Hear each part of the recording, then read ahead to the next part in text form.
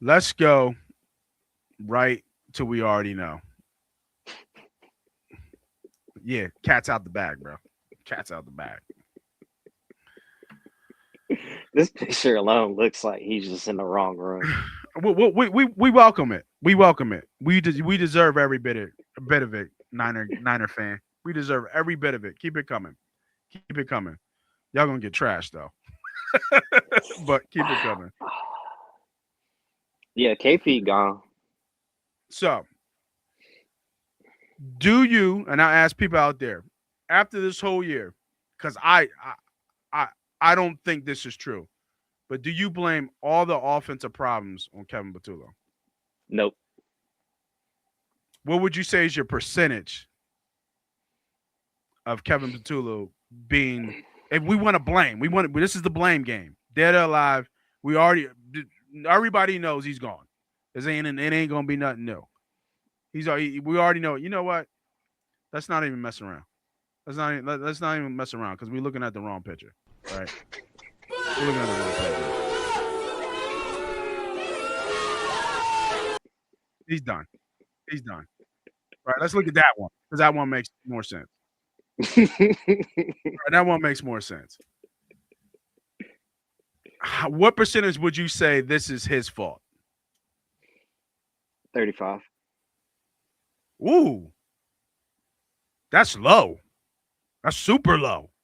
So That's like you got me to low. remember there's multiple factors. Everybody think the sole decision as an offensive coordinator is he's the final say so, especially if you're having a CEO style coach. Patullo's basically just going through and running what he can do within the parameters that has been set before him by Nick Sirianni. And then if the rumors are true that, Mr. Larry wants the offense to kind of be more a passing style because that's the new sexy. Now you're having ownership input. Your parameters, given what they are, can limit you on what your capabilities may be. And depending on the And to your not to cut you off, but to your point, this offense has always been built to throw the ball. You don't draft you know, Devontae and AJ. Devontae. You don't bring AJ in. You don't have Dallas Goddard. You don't have that offensive line that you have, and you don't bring in Saquon Barkley. They did it last year, but you throw the ball. They want to air it out. And the crazy part, I feel this line is built more for the run game. Just because if you look at Oh yeah, they're big bodies. Miles, Swift, and then Saquon with those big, if Becton stayed, those were all maulers. And Jalen kept a low passing style, passing numbers. He wasn't throwing those sexy numbers everybody's looking for. But is yeah, Patullo is going to take the blame for it because he's Yeah, he's the fall guy. the the associated face for play calling. But I would definitely give him 35% just So what because. do you have Nick as? Oh, Nick is probably taking. I'll give Nick probably 60%. Ooh, damn, 60. We only got 5% left. That goes to Mr. Larry. Wow, wow, you gave Nick 60% of the failure on offense. That Because is surprising. if you're a CEO, your whole concept that you took over is to manage and set your players up for success. And you want to focus on everything. But as well, you got to realize you have Vic Fangio as your defensive coordinator. So I don't really have to go on that side of the hallway as much because I have a seasoned, proven guy that can focus at that management. So let me go ahead and have this. That's like having if you got your replacement coming in, right?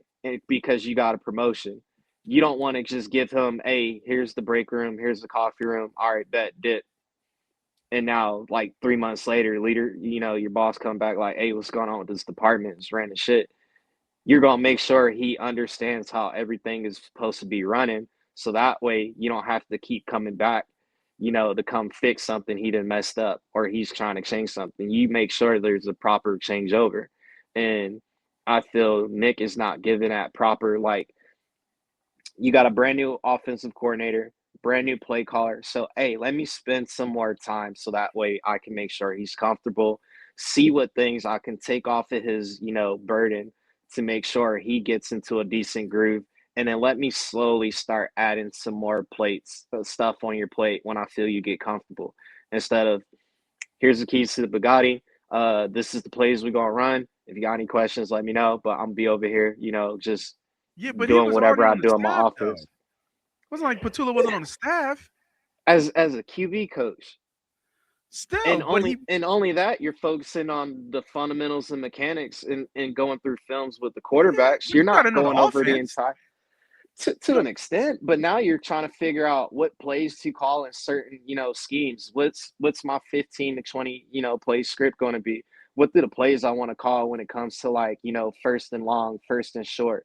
What we going to do in 2-minute drill? if Like if if you take that stance and you tell me that it's Nick Sirianni's fault for hiring Kevin Patullo because he wasn't ready to be OC, I can get on board with that. I can I I mean can he's 0-2, I can see that. Who's on to? Nick. Oh, you mean in picking OCs? Yep. No, he picked Shane. He picked Shane. He brought Shane with him from But Indy.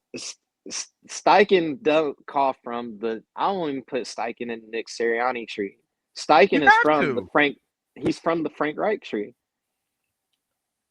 I can see that, but he was 2 years and then here under Nick. and Steichen was already a play caller in San Diego with the Chargers before going to Indy. So this man had multiple experiences playing calls with two different teams. Yeah, no, I agree.